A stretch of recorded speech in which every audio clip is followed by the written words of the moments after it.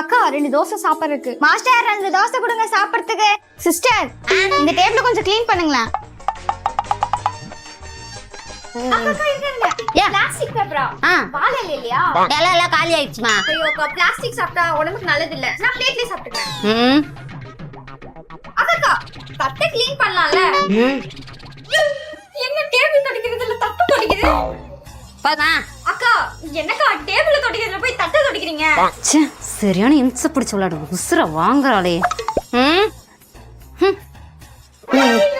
என்ன புடவையில துடைக்குது?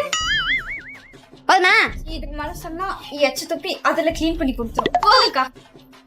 இந்தாங்க தோசை சாப்பிட்ட காசு. குடுமா. ஐயோ ஐயோ இது வேற.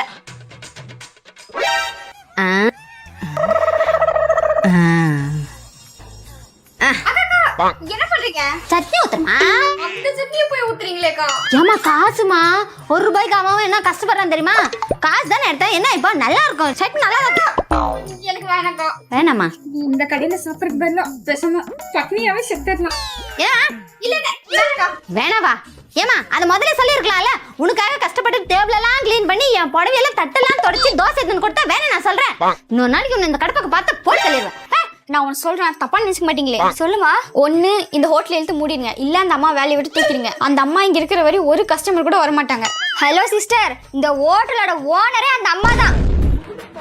அப்ப ஹோட்டல் எழுத்து மூடிட்டு போ.